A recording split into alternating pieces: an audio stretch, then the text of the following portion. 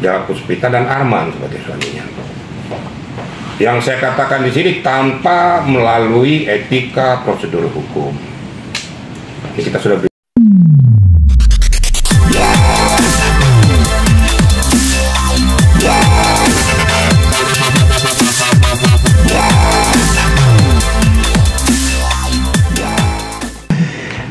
Alhamdulillah hari ini bisa bersilaturahim ya ke kantornya Pak Jenderal Bang Riki. Jadi hari ini adalah kita itu berkoordinasi terkait pelaporan kemarin di Polda yang sudah berjalan. Alhamdulillah kemarin update-nya kalau suratnya sudah diterbitkan untuk para terlapor sudah diterbitkan semua. Dan tadi kita sempat bercerita kepada Bapak, terus kita minta nasihatnya juga seperti apa ke depan bimbingannya, dan alhamdulillah kita tadi sempat ngobrol-ngobrol dan sambutannya seperti yang kita harapkan juga, bahwa ini memang harus diselesaikan dengan cepat dan memang tepat begitu. Mungkin Bapak mau langsung menanggapi? baik, jadi gini ya. Saya langsung aja ya. Assalamualaikum warahmatullahi wabarakatuh. Waalaikumsalam warahmatullahi wabarakatuh. Selamat malam dan salam sejahtera untuk kita semua. Jadi melihat posisi kasus ini yang telah diceritakan dari pihak korban ya, tentunya saudara Emil Jane ya, yang merasa bahwa mobilnya digelapkan oleh seseorang yang bernama Acha Prayoga ya. Ya. Kemudian mobil ini berpindah tangan kepada saudara Della Puspita dan Arman. Kalau kita lihat dari posisi kasus ini berawal daripada masalah umroh, ya, umroh yang tidak jadi. Nah, kemudian terjadilah penarikan uang daripada yang bersangkutan pada klien kami, ya, yaitu saudara Emil ini. Nah, ternyata dalam perjalanannya ini karena mungkin seadanya suatu kekerabatan persaudaraan, supaya dia bisa cepat cari uangnya, dipinjamkanlah mobilnya. Dia minjem mobil nih, masalah baleno nih, diserahkan oleh yang bersangkutan tapi cepat kembaliin. Ini tidak ada tendensinya kepada permasalahan yang sedang dihadapi tentang masalah umroh tadi. Nah, dalam perjalanannya ya, ternyata mobil ini berpindah tangan kepada Della Puspita dan Arman sebagai suaminya. Yang saya katakan di sini tanpa melalui etika prosedur hukum. Ini kita sudah berbicara hukum ya. Nah, kemudian tentunya klien kami ini mempertanyakan pada saudara Acha Prayoga, kemana mobil kami? Kenapa belum dikembalikan? Nah, singkat ceritanya, bahwa ternyata mobil ini sudah berada di tangan Della dan Arman. Nah, tentunya ya klien kami bertanya kepada yang bersangkutan, mana mobil kami? Tenang, aman saja. Ya, aman bagaimana? Seharusnya secara etika prosedur hukum, seseorang memegang kendali pada mobil harus dipertanyakan mobil berasal dari mana. Ternyata waktu dikonfirmasi itu atas nama beliau, memang ini kan mobil leasing nih. Nah, setelah ditelusuri ternyata tidak berada di tempat lagi, sudah berada di Polres Bekasi. Nah, tentunya bingung dong, kenapa sampai di Polres Bekasi? Nanti saya cerita ini baru nanti dari akidah hukum saya sampaikan nanti ya. Seharusnya Polres Bekasi itu mempertanyakan, ini mobil dari mana, dalam kepentingan apa dititipkan di sini.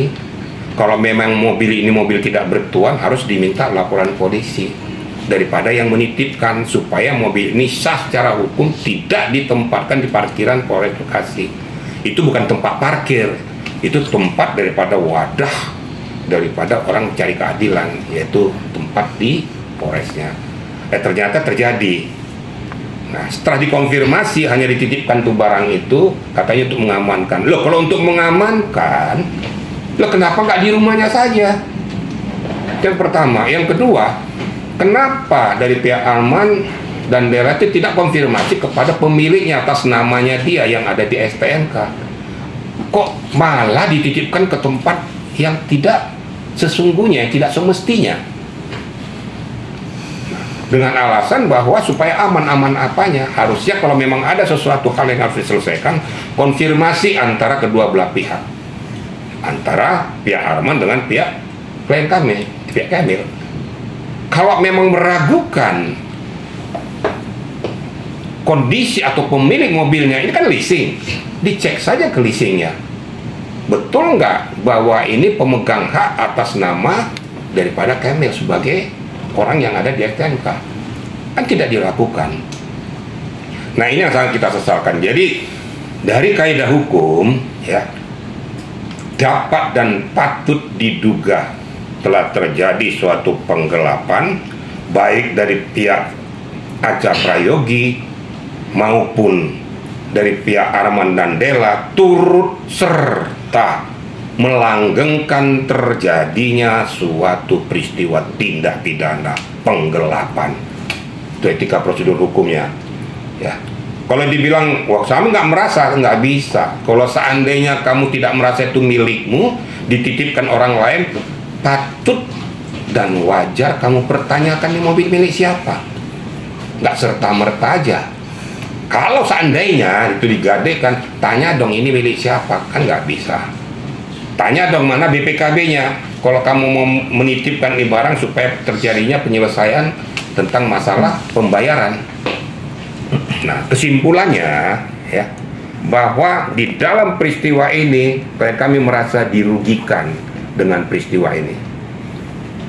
Mobilnya diparkir di Polres tidak dapat diambil untuk sementara karena masih ada laporan polisi pengaduan. Ingat loh ya, laporan polisi pengaduan kepada pihak Polda Metro yang untuk segera ditindaklanjuti dari aspek hukum.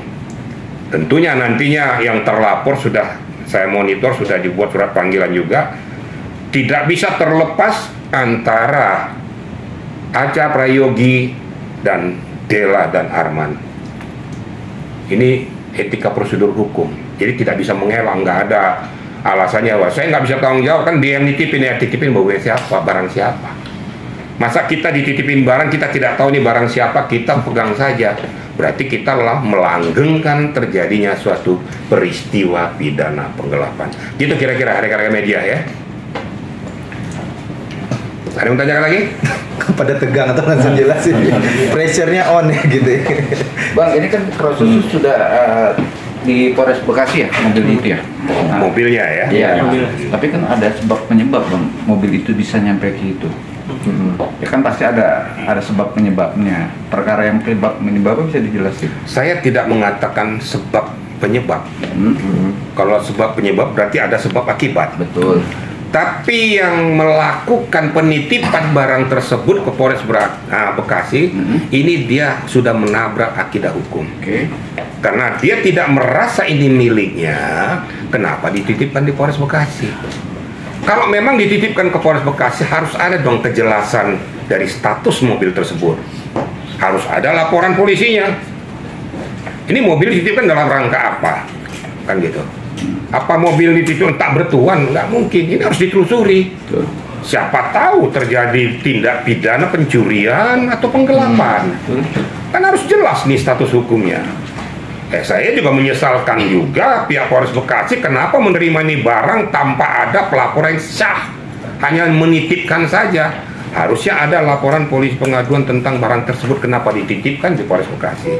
Ini tentu nanti pendalaman daripada pihak kepolisian Polda. Kalaupun nanti akan bermuara ke Propam, ya harus bermuara ke Propam untuk menindaklanjuti ya proses penegakan hukum yang benar, supaya kita itu jangan mempermainkan hukum. Kira-kira gitu ya. Kalau saya ngomong apa adanya aja, kita harus berbicara untuk keadilan dan berkeadilan bagi pencari keadilan. Kira-kira gitu rekan-rekan media ya. Untuk pengacara sendiri, dari MN sendiri sudah mempertanyakan soal kenapa mobil ada di situ. Ya, gini ya. Tadi saya begitu pas masuk, ya, saya diskusi dulu. Ya, kebetulan memang saya melihat ya. Bahkan bukannya melihat lagi, bahkan udah terbukti. Jadi apa yang disampaikan oleh Pak Jenderal ini, dulu sempat berdebat dengan seniornya malah Jenderal, ternyata secara hukum beliau benar. Nah, jadi tadi diskusi dulu. Bahkan Kemil Adi menceritakan runut semua.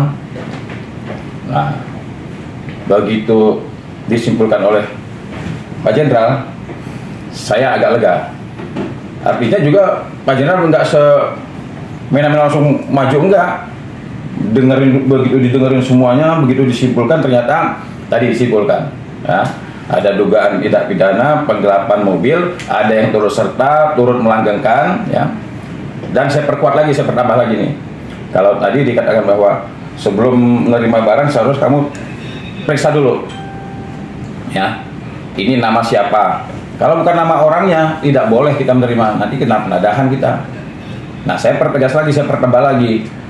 Arman dan Dela ketika menerima mobil dari Kemil sudah tahu bahwa itu bukan mobil acak, karena yang minta jaminan adalah Dela sama Arman. Ada buktinya saya. Nah, ketika mobil itu diserahkan ya, ada 6 unit mobil itu termasuk mobil Kemil, ada WA dari Arman ke Aca. 2 mobil ini dijual tanpa BPKB 150 juta. Arman yang WA. Artinya niat sudah ada, permulaan perbuatan sudah ada, namun gagal. Kenapa? Karena ketahuan. Nah, itu kalau dalam hukum itu begitu kita duduk di bangku kuliah dikasih tahu tuh, percobaan kejahatan dipidana atau enggak? Dipidana. Nah, jadi saya hanya memperjelas ya bahwa Arman dan Dela, yang pertama jangan sombong. Kemarin dia datang ke pengadilan seperti seolah-olah dia orang penting. Bahkan saya melihatnya seperti kampungan gitu ya. Lagi wawancara tiba-tiba dia teriak enggak gitu kan. Nah, kemudian dia sempat malah mengatakan sama si Aca, tenang aja, mobil ini akan dijual oleh BPKB sama oknum polisi. Nah, itu dia ngomong begitu. Nah, nanti kita tunggu pemanggilan dari pihak Polda sudah jalan. Nanti tinggal kita monitor aja. Berarti dalam arti turut serta nih ya, Dela dan Arman ini dipastikan ada turut sertanya dalam penggelapan. Bukan dipastikan lagi, udah jelas. Kenapa saya katakan udah jelas? Turut serta melanggengkan terjadinya suatu peristiwa pidana penggelapan. Kenapa? Karena ada jelas-jelas mobil ini bukan atas nama Aca Prayogi, itu satu. Yang kedua, bahwa mobil ini kan sudah jelas dikonfirmasi oleh pemiliknya. Ya, kayaknya itu Emil Jen kepada si Armannya. Harusnya bertanya dong, kalau mau menyelesaikan ini kenapa kedua belah pihak tidak menyelesaikan dulu? Kalau dia curiga, kenapa tidak tanya ke leasingnya? Kan udah disampaikan ini leasing, sampaikan aja ada bukti pembayarannya di leasing atas nama yang bersangkutan dan sah, orangnya kenal dengan dia, nama atas nama dia. Masa mau bohong lagi? Kalau kurang pas ya pertanyakan aja ke leasingnya. Nah, kalau memang tidak juga yakin, seharusnya bersama-sama ke aparat penegak hukum, apakah di Polres Bekasi, apakah di Polda, melaporkan bahwa ini mobil kami pegang karena ini melakukan suatu perbuatan ini. Sah, ada laporan resmi. Pihak kepolisian juga tidak boleh menerima barang berada di markas tanpa kita tidak tahu kejelasannya. Nanti kalau seandainya hilang atau menguap atau kemana, siapa yang bertanggung jawab tentang masalah ini? Yang kemudian proses hukumnya kan harus jelas. Nah, dari semua peristiwa ini dapat saya simpulkan untuk sementara bahwa Arman dan Dela turut melanggengkan terjadinya suatu peristiwa pidana, menghabiskan permasalahan ini dengan mengabaikan keberadaan pemilik yang syah. Karena tidak ada hukum sebab akibat utang piutang antara Kemil Jen dengan Dela juga. Nggak ada istilahnya permasalahan utang piutang ataupun permasalahan uang antara Kemil Jen dengan Aca Prayogi, karena itu kan dipinjam sebagai teman ya dia lakukan. Ternyata dia dikangkangi di belakang ini, ternyata dia diselingkuhi. Kalau dikatakan ternyata dia melakukan perbuatan kejahatan terhadap temannya sendiri, akibatnya dia mengalami kerugian itu. Layak dan patut untuk melaporkan kepada pihak kepolisian sebagai aparat penegak hukum untuk menindaklanjuti peristiwa ini. Ya, saya yakin dan percaya pihak kepolisian nanti akan berdiri tegak, lurus ke depan supaya menyelesaikan ini sesuai dengan akidah hukum, agar pencari keadilan dapat merasakan keadilan yang ada di bumi pertiwi Indonesia. Amin. Kira-kira gitu ya, kira-kira media ya. Ya. Polisi di sini Tangsel Polres Bekasi terlibat nih karena Saya- dia menyalahi kalau kita bicara tadi secara hukum. Oke, saya jawab saja. Kita jangan mendahului hukum. Saya tidak mengatakan ada keterlibatan anggota Polres Bekasi, Pak.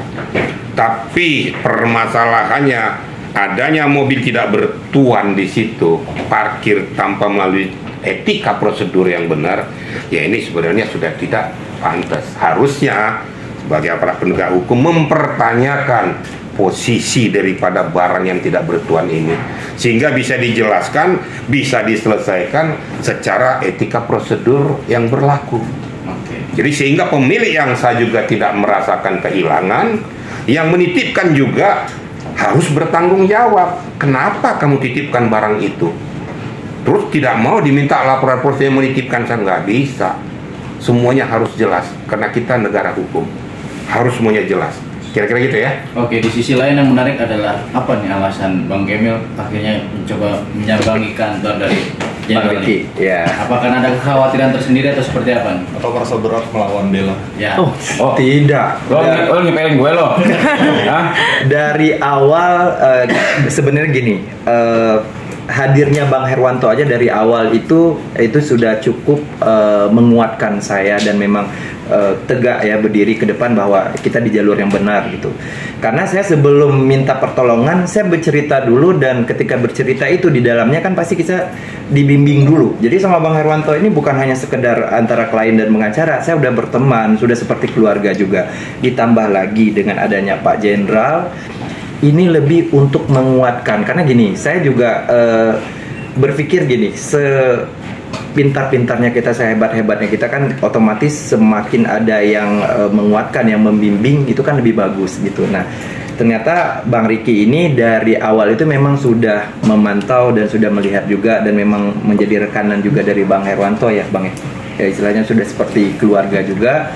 Jadi ya kita lebih bersilaturahim dan apa istilahnya ya, meminta bimbingan aja, meminta support seperti itu. Jadi bukan kita nggak pede atau apa gitu. Ini saya jawab dulu nih dulu. Coba versi. Lo jangan lihat gue lo. Sampai nanya tadi. Jadi gini. Ya. Gimana Bang? Jadi kalau ditanya apakah Herwanto itu ada nggak kenal jenderal-jenderal yang lain? Banyak. Tapi ya ini saya bukan ngomong di depan orangnya. Saya melihat dari pendapat beberapa jenderal, saya lebih percaya pendapat beliau.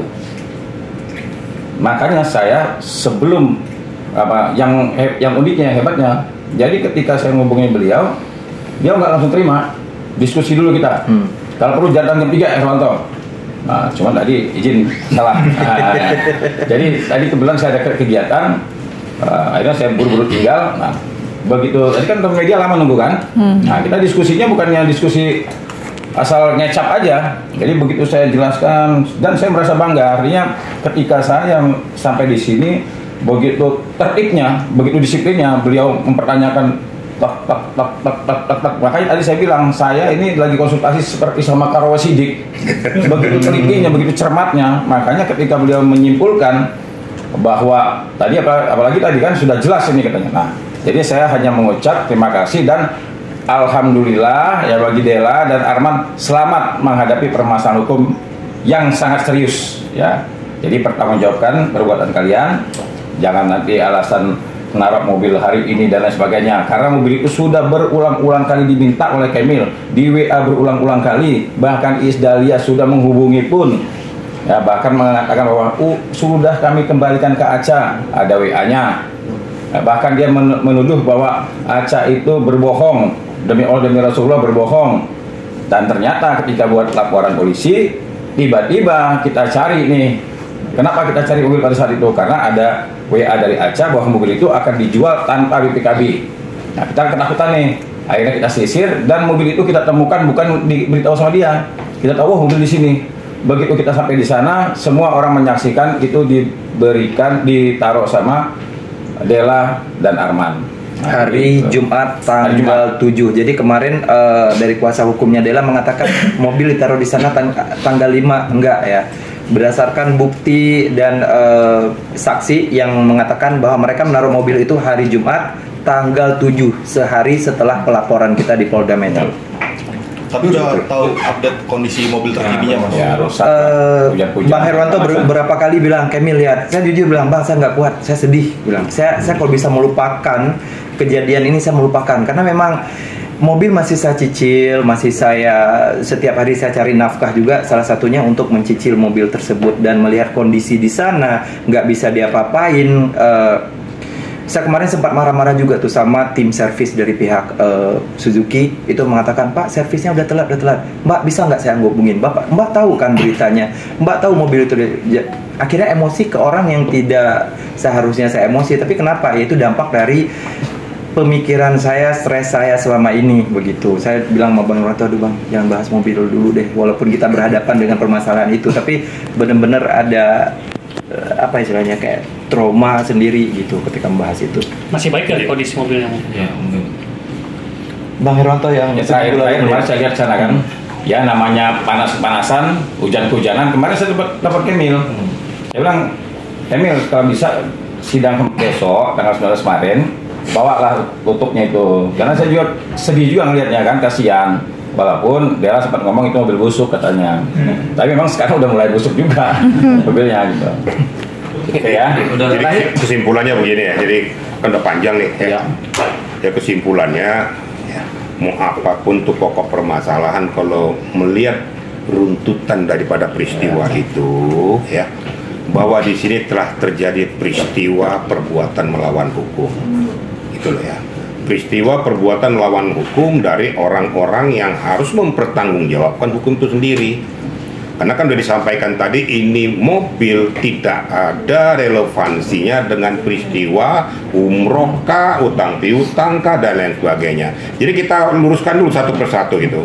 Jadi tidak layak seseorang menahan mobil yang tidak ada hubungannya dengan suatu peristiwa.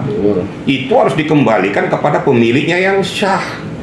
Jadi kalau ada sampai dibuat di Polres, berarti ini dia telah melanggar akidah hukum itu. Siapa pelakunya? Yang menempatkan itu di Polres dengan secara tidak syah. Maka saya katakan, percayakan kepada penyidik Polda nanti untuk menindaklanjuti ini. Makanya berani saya katakan dengan peristiwa ini tadi, bahwa bukan hanya Ajak Prayogi yang terkenal. Itu udah jelas-jelas bahwa dia sebagai aktor yang melakukan peristiwa penggelapan ini. Tapi yang Dela ini kenapa tidak cermat, tidak jeli, bahkan tuh seolah-olah menghilangkan mobil ini, tempatkan suatu tempat seolah-olah aman. Secara hukum dia diduga telah melakukan peristiwa tindak pidana penggelapan.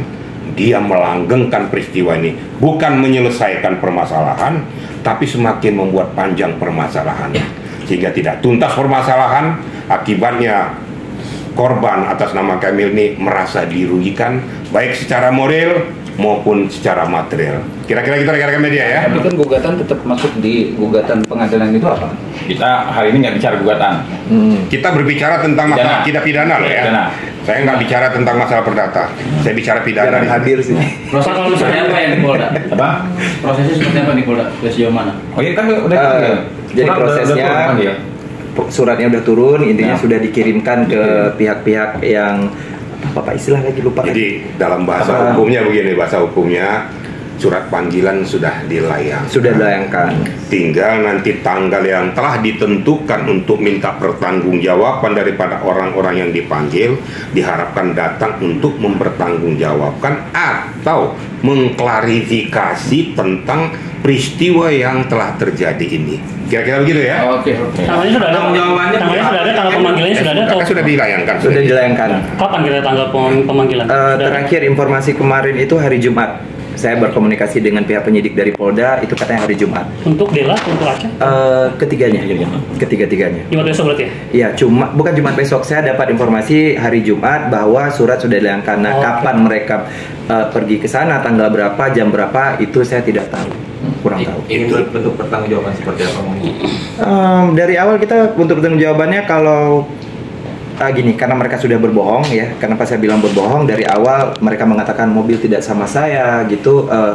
ya tinggal mengikuti proses hukum yang berlaku aja. Makanya saya senang dengan tadi berkomunikasi, dapat nasihat juga dari Bang Iki bahwa di dalam obrolan kami itu penuh dengan apa istilahnya, edukasi. Ya, mungkin teman-teman juga menyadari dari tadi ngobrolnya nggak perlu kemana-mana, nggak perlu mencela-mencela, tapi tegas dan tepat gitu, bahwa memang proses hukum ini memang harus ditegakkan dan kami para pencari keadilan sudah selayaknya juga dapat keadilan yang seutuhnya gitu. Pak Riki, mungkin ini untuk tingkatan hukuman untuk yang terduga melakukan penggelapan sama turut melanggengkan melakukan penggelapan, apakah sama, setara, atau mungkin beda? Seperti apa Pak Riki? Jawabannya singkat, serahkan kepada penyidik. Karena saya bukan penyidik, karena saya mantan penyidik, saya mantan karwasidik. Kalau saya jawab nanti, saya mengajarkan adik-adik saya juga, kok Bapak mendahului hukum. Ya. Masalah nanti tindak pidana mana, mungkin dari penggelapan nanti mungkin ada ditambahkan pasal-pasal yang lain, kan gitu. Tapi pasal pokoknya saya bisa memformulasikan seperti itu. Tapi untuk hasilnya nanti, di dalam penggelapan itu mau pasal berapa, huruf berapa, ayat berapa, itu serahkan aja kepada penyidik untuk menindaklanjuti. Saya selalu begitu loh, saya nggak mau, walaupun saya ini pakar penyidik, saya mantan korupsi, tapi saya nggak mau mendahului hukum, nggak mau menyatakan bahwa nah, ini kadang-kadang susahnya, ini kayaknya diberikan sanksi hukum maksimal sekian tahun. Emang lo yang nyidik? Kan bukan kamu yang nyidik. Ya, kadang-kadang pengacara, jujur ngomong ya, pengacara kadang-kadang dodolnya di sini gitu loh. Lebih tahu daripada penyidik gitu loh. Sedangkan penerapan pasal aja belum tentu kita tahu pasti nggak pasal itu. Apakah ditambahkan dengan pasal-pasal yang lain? Makanya secara kita hukum saya katakan, serahkan kepada penyidik yang kita minta kepada pihak kepolisian, berikan keadilan kepada masyarakat pencari keadilan. Itu aja saya rasa jawabannya. Singkat ya. Oke. Terima kasih banyak.